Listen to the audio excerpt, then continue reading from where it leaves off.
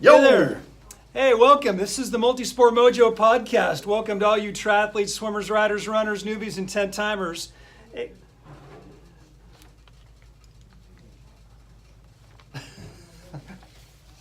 We're not live anywhere? Oh.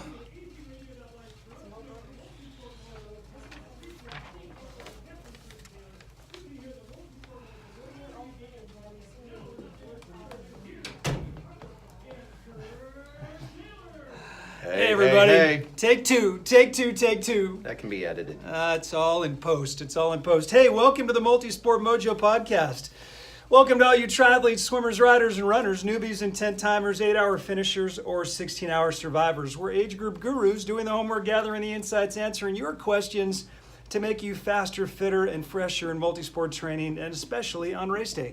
I'm your host, Steve Harper with Multisport Mojo and TriGearGuru.com, and alongside me is my good buddy, Ironman certified coach, Kirk Taylor. Hey. Kirk, how's it going? Awesome. How you been? I'm good.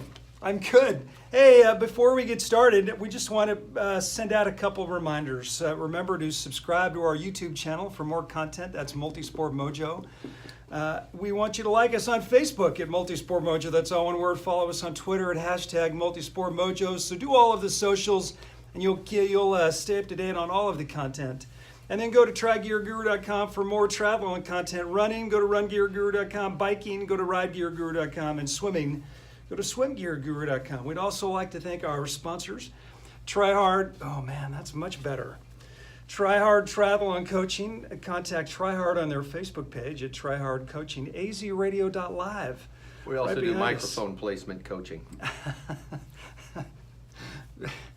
Yeah, but my voice, I don't know what's going on. It may be the allergies or something, but I sound like I get sandpaper I swallowed. 'Tis the season. Man, AZRadio.live, your home for dirt. independent music artists, and Big Mike's Recording Studio. Big Mike's. Contact Big Mike's Recording Studio at AZRadio.live and get all the polish of a professional recording studio at a price that fits your startup budget.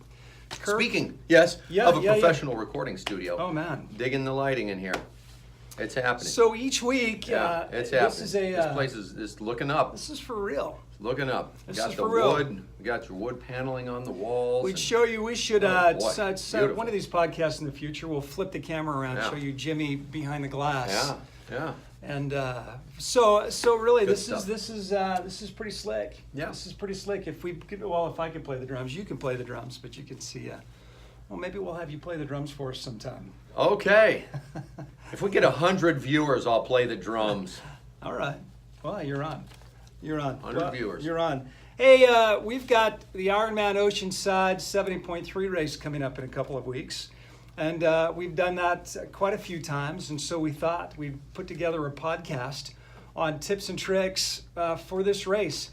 Each race is individual. Each race has got its own. I think if you're coming into it for the first time, you definitely want to go to the athlete briefing, but you're also talking to everybody that you can find on about different facets of the race and different things. And you certainly don't want to go into a race not knowing and then think, gosh, if I'd only known about this. Well, we want to help you out on if you'd only known and get all of those out of the way so that you can have a great race. Yeah. Does that sound good? Yeah. Perfect. Hey, we were just in Oceanside and Carlsbad last weekend. It's beautiful. We'll talk about some of the construction going on. Hopefully, you definitely want to stay tuned for that. That'll affect parking and transitions and some other things. We've got a swim change. And then there's what are your first impressions on the Oceanside, the Ironman Oceanside 70.3? Oh wow! First impressions. Yeah. What do you think of when you think of that race? It's a great race. Listen, it's of the 70.3s, it's the one that sells out the fastest. Early season race in Southern California, just north of San Diego. It's spectacular.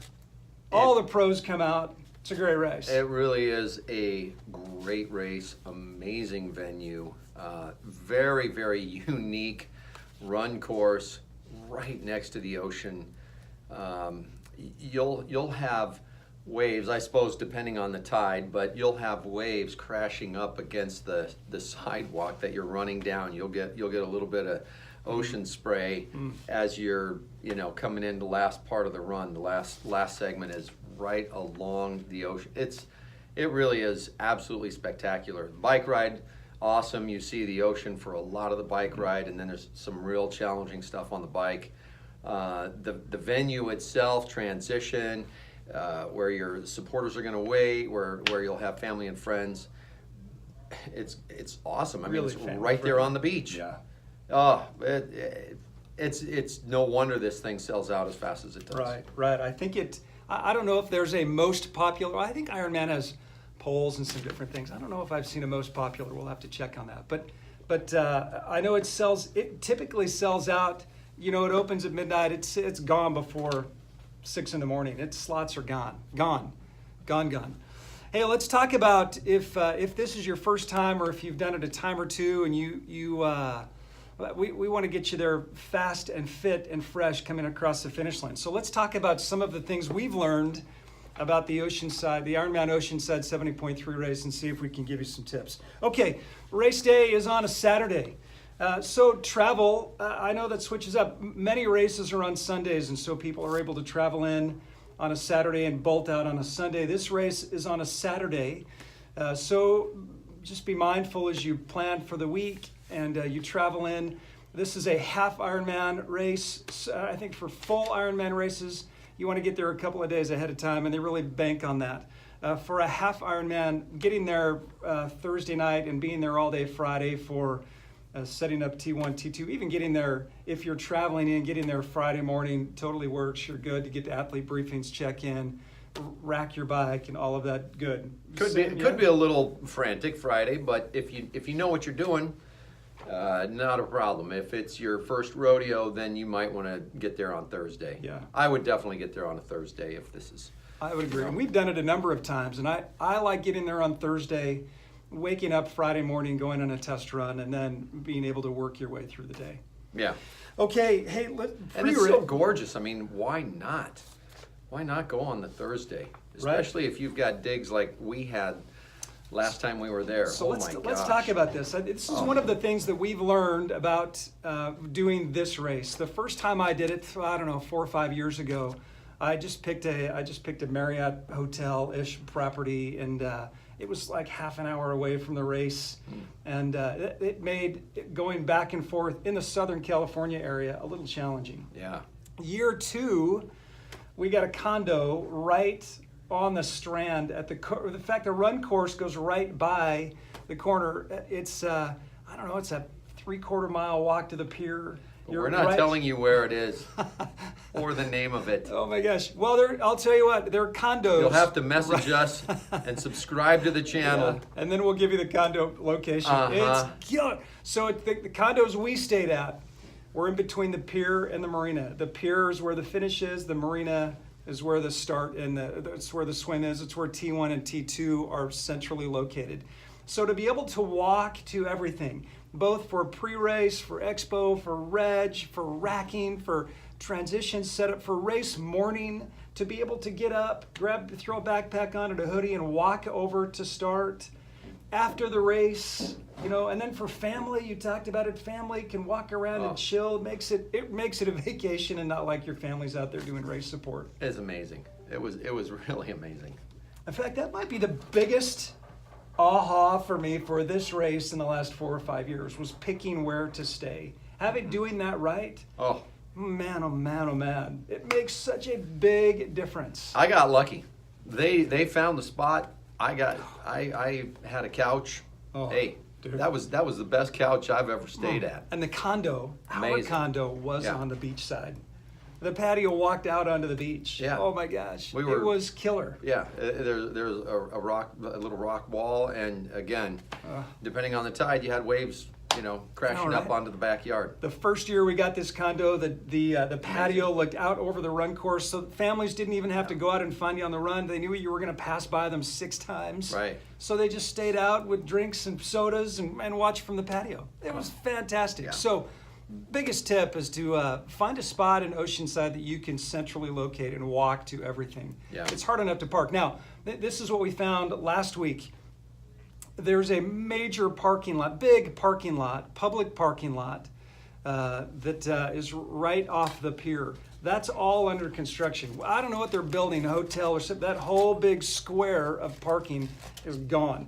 I'm sure you can go to the athlete briefing. I think from looking at the athlete guide, they've got some shuttle arrangements and some other things going on. But more important now to stay somewhere where you can walk and you don't have to worry about all of that parking and not, the craziness that is going to go on. Still the same number of people now just nowhere to park. Nowhere to park. So find a spot, walk everywhere. All right, that's anything else pre-race? When you think about setting up transitions, T1 and T2 are in the same spot. I know you just took a bite. I'll talk for a sec. I'll stall. So, all right, so good. Having T1 and T2 in the same spot means you can get absolutely everything organized on race morning. So know that when you rack your bike the day before the race, you don't have to set up anything. You'll be coming right back to your bike spot, and you can set up both your bike and your swim. And I would recommend bringing a swim bag because having everything there means you'll take everything in, and when you go back after the race, you're going to have to haul everything out. Your bike and all the gear and a bike pump, it becomes challenging to hold everything. In fact, I typically bring my sweetheart and maybe one of our kids, and between the 2 or 3 of us, we're grabbing gear. Yeah, so talking about pre-race rituals, a couple of fun happenings at the expo that day. We met Dave Scott. Oh, that man. was fun. Hero. Got to take pictures with Dave Scott. And I remember him chastising me for being so fat. And I was actually thinner than I am now. So, sorry, Dave. I work really hard on this every night. As far as expos go, that's a great expo. It was a great expo. So Dave Scott was there. That was super cool. Yeah. Oh, and then so was Williams. Not Matt. Matt. Matt Leo? No, it's the dude from like New Zealand who raced for the U.S. Oh, I'm blanking. Yeah. Anyway, he was there, which was also really cool. He was Wow. just at some booth. Right. Selling something. I can't even remember what he was selling. And I think because there are so many pros that come to this race, we've met pros that are there with a sponsor and are doing some other. I mean, Heather Jackson's been there. Jan Frodeno comes to this race. Big name. It's an early season race. It's a popular race. So you get a ton of pros, and so you get to see. If you're a people watcher and you like all fun. there's a bunch of people to watch. That Super was fun. And I think Dave Scott even didn't he do a swim demo in the endless pool? Yeah. He was. So that was fun. Also at the expo, since it is right there on the beach, really, you get beach dwellers that like to come to the expo also. So there was one dude that had, real long, super dreads past his shoulders, big long beard, bare feet. Looked like he just got off of some island after being marooned for a couple years. Anyway, this dude would kind of dance around to the music, and then he'd go over to the Cliff Bar booth, and he'd fill his pockets with Cliff Bars, and he'd walk away for 5-10 minutes, and then then he'd be back. He'd be dancing back over to the Cliff Bar table. So I don't know. Maybe you'll get to see some beach dwellers taking advantage of the samples. That was fun. Anyway, it was a great expo. So give yourselves time to enjoy the beach, to enjoy the expo. Yeah. Take it all in. There's plenty of good places to eat right there. It's all if you can set yourselves up with a lodging near the race, you can do it so that everything is within walking distance. It's the best. Yeah. It's the best. The other thing I think that's important to note about this race, pre-race, is that the bike course is on Camp Pendleton.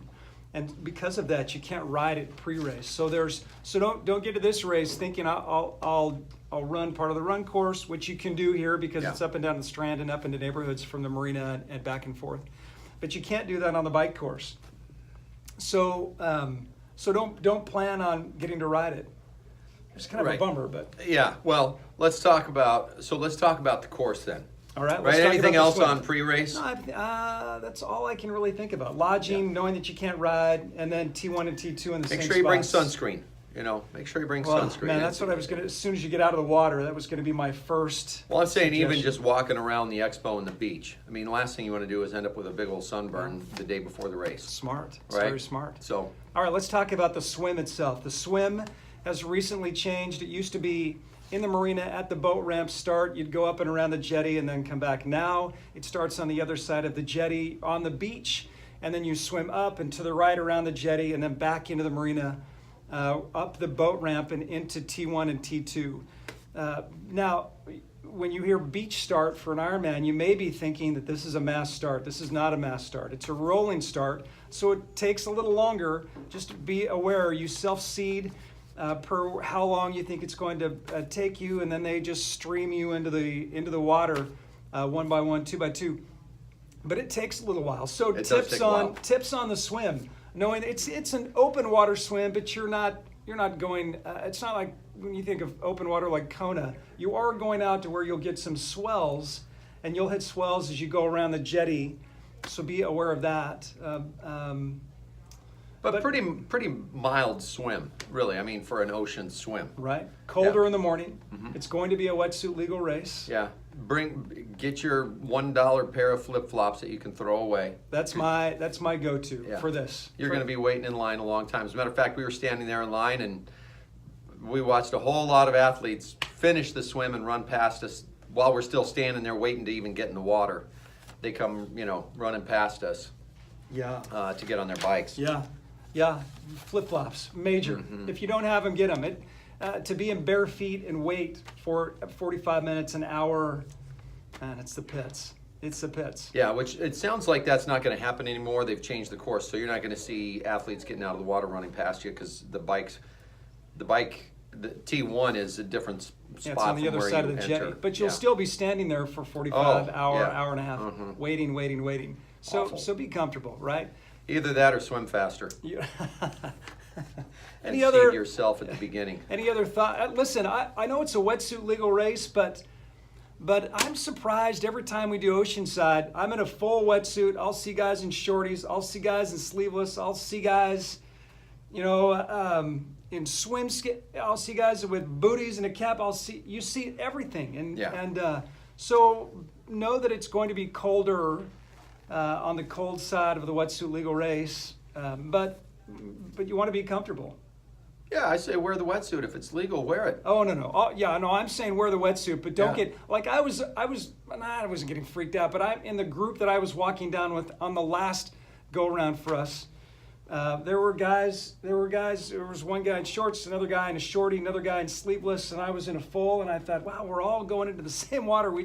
You just have your own feel for what you think is cold or not. Another guy had a cap on and booties. Just know that Yeah. it's going to be a little colder and bring what you need to be comfortable. That's right. So, and here's just one other fun tip from your coach here. Let's suppose you're doing the race with a buddy and you plan on kind of sticking together for the whole day. There's a way you can actually beat your buddy and get a faster time than your buddy and actually finish the race together. So what you do is you wait, you let him go ahead, okay? You let him go ahead by, say, 10 seconds, 15 seconds on the swim, okay? So you don't cross the mat quite yet. Let him have a 15-second head start. And then you run down there to the mat and you cross and then you go for the swim. Now, obviously, this it still works even if he has a faster swim than you do. Yeah. Because I guess you'll meet up in How do we T1, know? right? Yeah. Jeez. And this still way- to this day so holding this it way- over me. Yeah. So this Oh, we way didn't you do can it together. cross It was the finish faster. line together. Yeah, Yeah. we did this together. Not so much. and then in it's spirit, fun 'cause- maybe. In 'cause- spirit, we did it together. Because you beat your buddy by 15 seconds. yeah. So there you go. There's your There's a big little tip. fun Well, thanks tip for of the joining day. us today. Hey, any ocean? Give us coach. Give us an an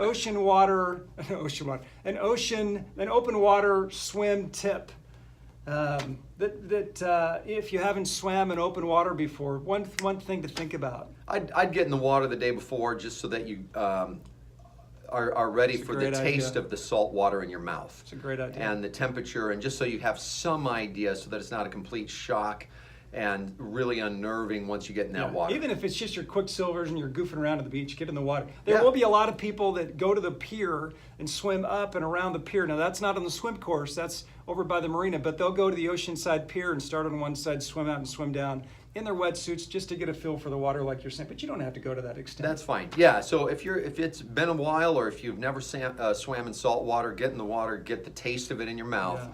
So you know what that's gonna be like when you start swimming. Great idea. Okay, as you come, you do the swim exit. You come into the marina, up the boat ramp, up into T1.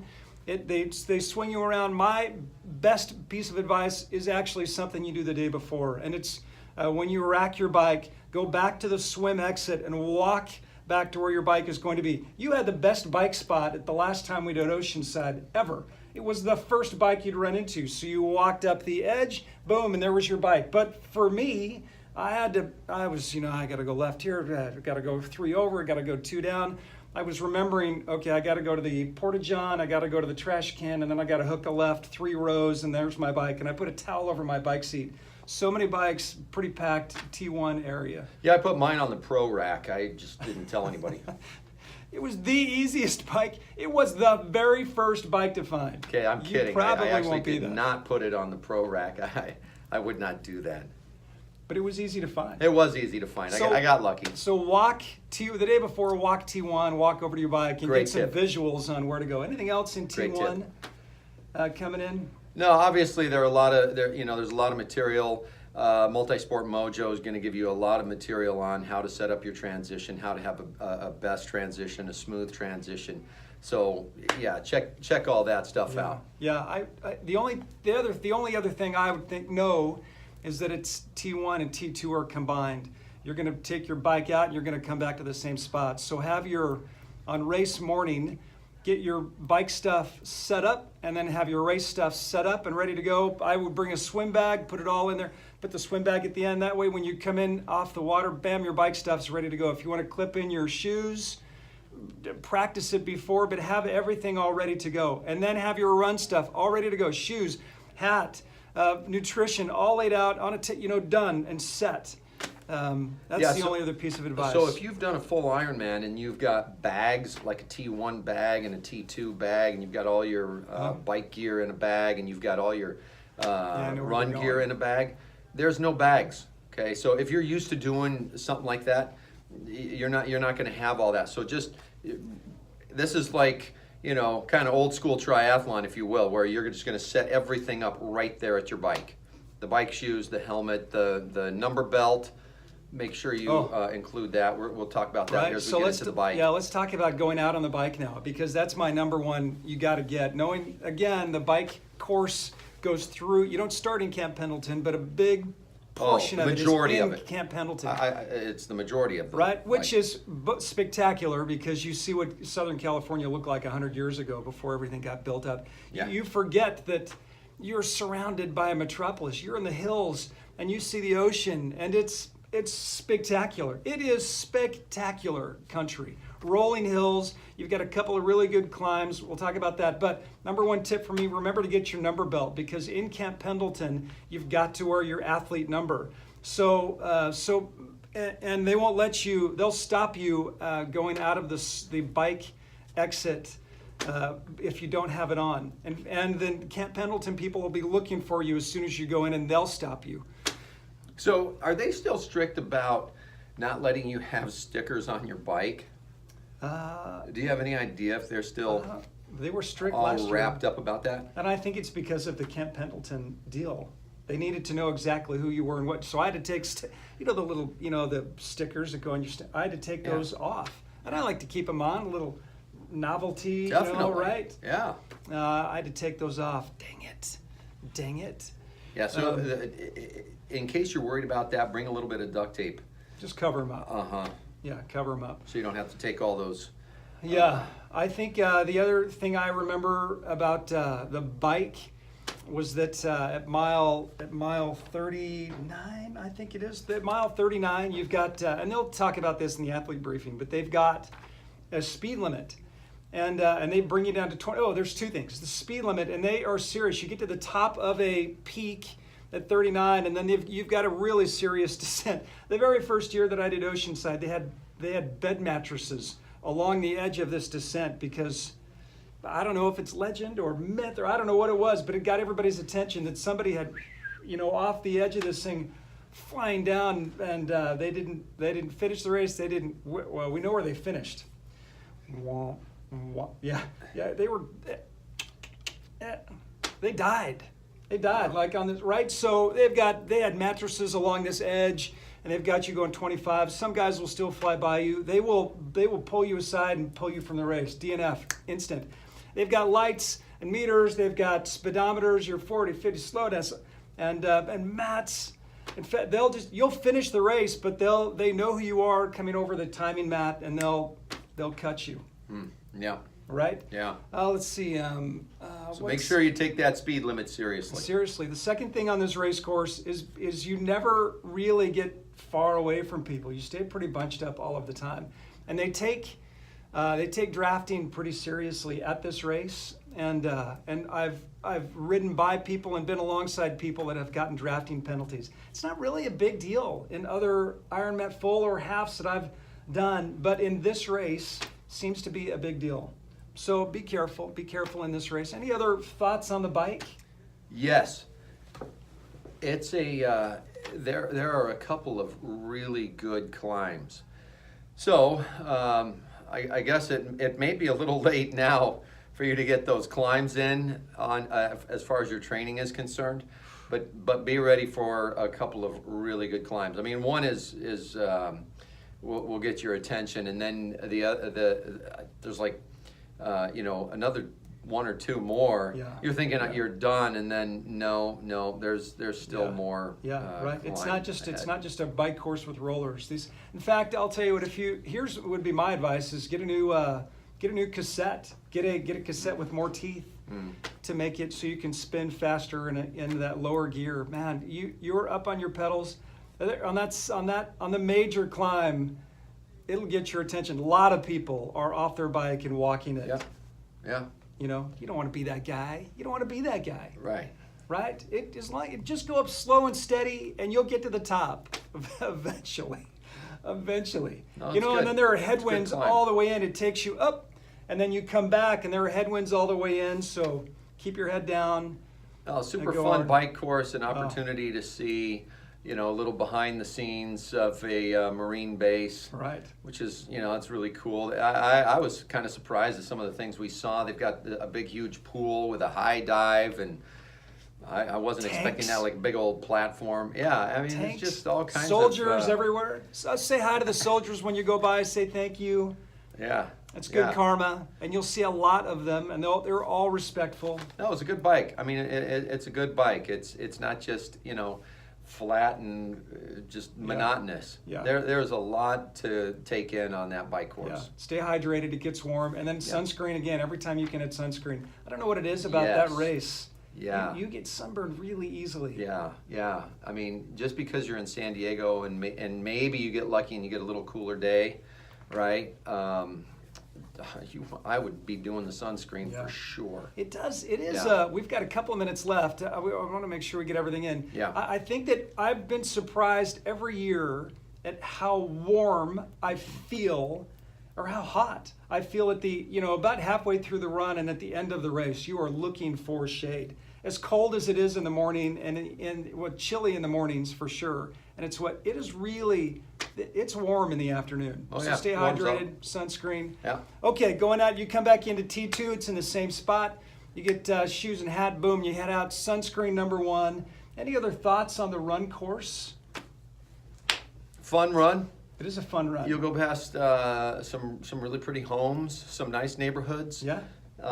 You go from the marina into the neighborhood, and you do that loop a couple of times. For me, it's a mind bender. It's not, you're physically ready. For me, it's just mentally going back to the marina. Oh my gosh. And then going by the finish line, and then heading back out then is mentally, Yeah. Oh yeah. it's tough. Sure. Yeah. It's tough mentally to ignore the finish line. Ignore. Okay, now I got to go back to the marina. Then I got to go back to the homes and see everybody. Yeah. Yeah. I'll tell you though, the last, what is it? The last 2-3 miles, something like that. That's just all worth it. So awesome. Yeah. This is where you'll have the waves crashing up onto the sidewalk. Yeah. Just And it's a huge incredible. finish. It's as far as finishes go with an Ironman, either a half or a full, because it's on the beach. There are so many people, and the finish always gets they always do race reports in the mags. But the finish shot at Oceanside with all of the people, it's a crowd, and they are loud and cheering, and everybody's in a good mood because it's the beach, and Yeah, it's awesome. Great you can finish. head right from the finish line to the ocean. Oh, Go cool off. Now you say the families who are there. Our family loves going to this race because you've got some spots, and then they just sit at the finish and chill. And hey, here comes Dad. They look on the thing. All right, they get up out of the water and they come over. Oh yeah, yeah, super fun. Yeah, no, it's a great race. Let's see. There are two tough parts of the race. I think one, you go up and down the pier, so they take you up. And they're not stairs, it's a ramp as you come in and that'll slow you to a crawl. And you've got to do that, on these 2 loops in and out. So, but that's painful. Just know that that's coming. It slows everybody down. And then as you get out into the homes, I think it's at mile 3-ish or so, you've got a bit of an incline as you go up, and it feels bigger than it is, but it's still, at that point in the race, it'll take it out of you. So know that that's coming. And I'll tell you what, it was great, even though you beat me by 15 seconds. For me... How was that possible? We finished that, came across the line the exact same time. We've done this race together a couple of times. This time, we stayed together the whole time, and he was strong. Well, he's a more gifted athlete than I am. He makes this look easy when you get out there. And but how great was it to have a buddy? Oh, it was super fun. The whole way. Oh, it was great. Super fun. Great fun. Yeah. Especially on the run. Yeah, exactly. Because there are some parts where, the mind bender and it's hot and you've got a couple lifts where you're, put the hat down. And it was great. Yeah. It was great. So no, we had some stay together.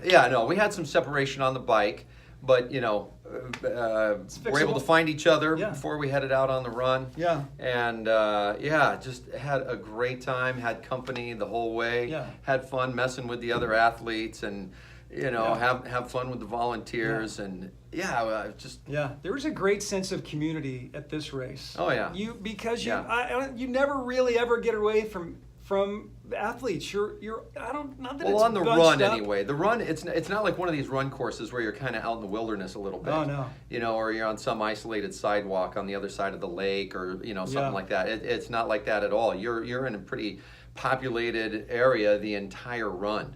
Right, it's neighborhood streets and along the ocean, and there's always something going on. People are playing music from their homes, and it's a great vibe. It'll keep you distracted if you need some distraction. Yeah, it really does. Okay, you get to the end of the race. Just got to tell you, there's great food everywhere, but they'll have street tacos and all of the great food that you've become familiar with, or if you haven't done one, they'll have street tacos and sodas and chips and apples and to get your salt and all of that goodness back into you. And then you've got to walk from the finish line. You got to walk back to the marina and grab your bike and your gear. So remember, you won't have. It was such good advice. You're not going to have transition bags. Bring a swim bag because everything you got to bring in, you got to bring out, and it's a bit of a trek, and you're tired. So have a swim bag and prepare. It's about an hour to walk out there and back with your stuff. Anyway, or make sure your family or whoever's there supporting you comes with you. Yeah, has got a bag for all your gear. Yeah. Okay. Any other last thoughts about Oceanside? No, I think we covered it. I think if you're signed up to do Oceanside, or if you're thinking about doing it next year, if you haven't done an Ironman 70.3 race, or if you haven't done a triathlon for that matter, this is This has got to be on your bucket list. Yeah, how can folks get a hold of you if they've got a question about this race or whatever else? Yeah, no, I think it's a great idea. Go to the Multisport Mojo Facebook page. You can leave your questions there. That's probably the easiest way to do it. Okay. Yeah, right. And if you've got a specific question, we'd be really happy to answer it for you. I don't think I think we covered everything. I think we Super. covered. You sound good? Oh, Yeah. couldn't be better. How you right, doing, everybody. Jimmy? He's got to turn his mic on. I caught him by surprise. Well, Well, hey. we got big news here. Our should we producer, announce? huh? Let's What's the announce. big news, Jimmy?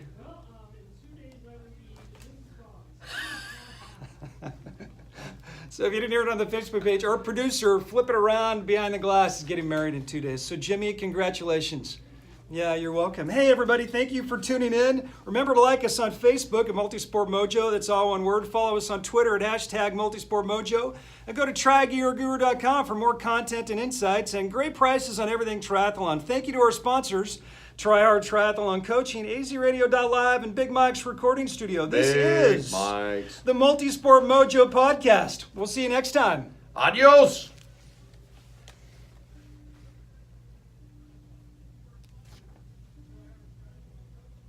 The button. Press the button. There you go.